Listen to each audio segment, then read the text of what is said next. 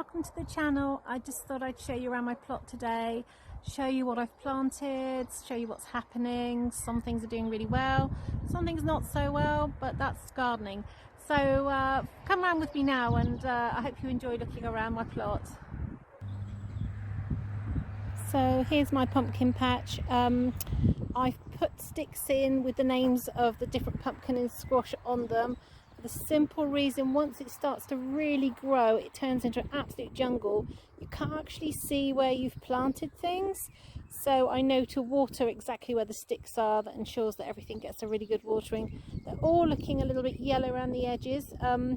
They've been in about 4 days now. I just think that they were just really pot bound, and I was a little bit late putting them out, so I'm hoping that they will catch up. This one seems to be recovering, so hopefully the rest will as well. This year I've decided to have some cutting flowers.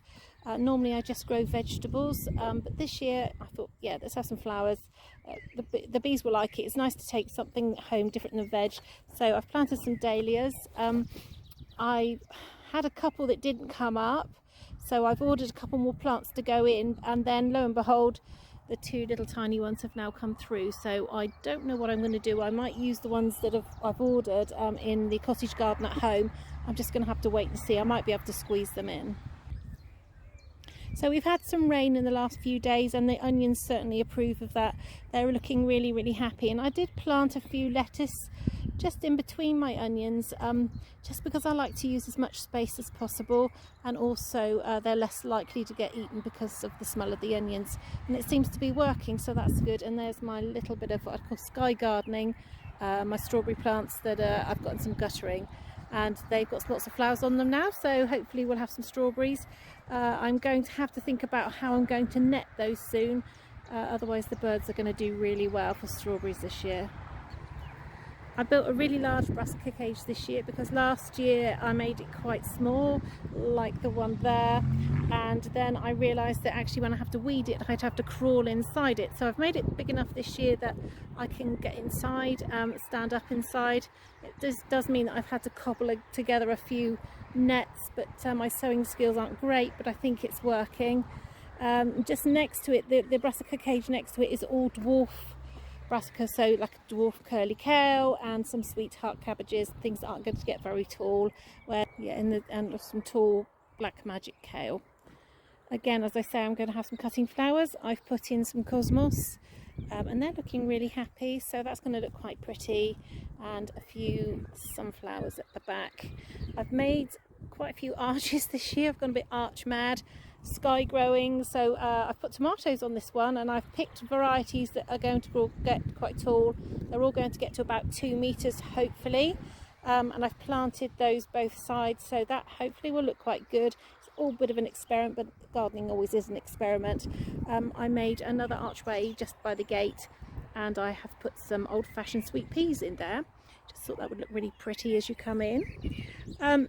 I've planted peas this year, first time ever. Really excited about the peas, and I fleeced them because we do have a real pigeon problem here. Most allotments do, I guess, and they're now peeping out the top, so that's really good. And the other side are sugar snap peas, which I absolutely adore. So yeah, hopefully they'll be quite nice. And I've put some little CDs and some bunting, as much as I can to keep the pigeons away. This is one of my favourite things to grow, rainbow Swiss chard. Again, the pigeons quite like it, so as you can see I have a little windmill there, and just made a couple of little flags. I've put my leeks in, and I've put them in pairs this year. I'm hoping that's going to be okay, and I've banked them up a bit. I did see that when people show leeks, they wrap them in tubing and things to get much more white, and I thought, well, I'll try banking them up. So watch this space. I'm not sure if it's going to work, but they're looking quite happy, so we'll see. And here I have some lovely sunflowers, and these are cutting ones. I've just put them in and they seem quite perky, so that's good. And then underneath the netting there are my dwarf French beans, which are really good, and I'll probably put some of those in the freezer and use some for pickles as well as eating them in salads and just with a normal roast dinner. And there's my beetroot, and I've just put a little line of celery in. I started them off in the greenhouse. And then I've got some round lettuce, which are really ready to pick. In fact, we have already had a few of those. And again, some cosmos and a few larkspur. And then in the boxes, I've got herbs in the middle box, and the side boxes are carrots. And I have a large box of carrots over the other side, as you can see there. And then I've got some tomatoes. I've got 2 lines of tomatoes like this. I've got quite a lot of tomato plants, to be fair. But last year I had a real disaster and I got blight and I lost every single plant. So I've put a lot in this year, but I've planted them further apart because apparently blight, you can plant them too close together. That could be one of the causes. I'm not really sure if that's right, but so I've put plenty in. And then another archway at the bottom of the allotment, as you can see, and that's going to be my runner bean archway. The idea is the beans will look really, really pretty when they're at the top, the lovely red flowers, and then hopefully the beans will dangle down through as they get heavier. So again, it's another experiment. I've made it with cross threads in that. It does get really windy here. Hopefully it will withstand the wind. I decided not to put potatoes in the ground this year. They take up so much space, and last year I had so much worm in my potatoes. I really felt like it was a massive failure, and it was, say, a lot of land used up and very little produce. And I was not going to do any at all. And then I just had a few actual potatoes from the supermarket at home that were starting to shoot, and I thought, oh, I've got a couple of bags. I'll put some compost in it and stick some spuds in and see what happens. So, and they're looking really happy. So we're going to have a few new potatoes, but not a great deal. And there's an aquilegia there, looking really, really pretty. And the birds brought that, so I can't take credit for that, but it is really lovely. And I have even more strawberries growing here. This I thought seemed like a brilliant idea. As I say, I'm doing some sky growing. I've run out of space down on the ground, so anything I can grow up in the air, up on stalks, I'm trying to grow. The only thing with this is it seemed like a really, really good idea, but it's really hard to keep it watered. It's just really, really difficult. I might have to try to sort of devise some watering system for that, but I don't know quite how at the moment. But I'll get there. But I do see that actually one of my strawberries has died, and I have a thistle or a dandelion growing instead, so that's going to have to go. So then down here I have more strawberries, which are in the same containers I grew last year, looking really happy.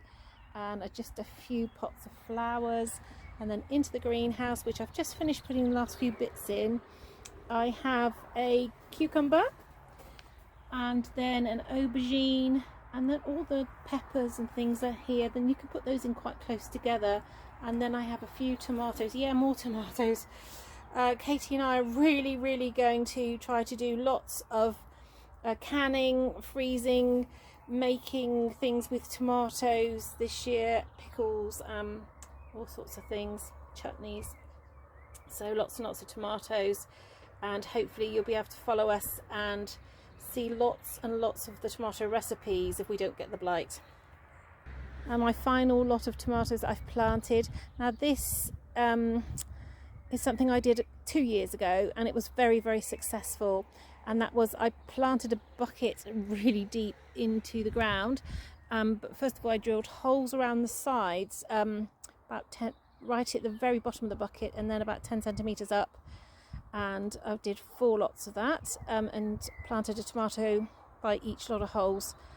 The idea is that you just fill the bucket with water, and the water drips through the holes, feeding the tomatoes, and it makes it a really slow release feed for the tomatoes. Say, I did it a couple of years ago. It was really, really successful, but I just thought I'd tried a couple of different methods. As you can see the line again behind.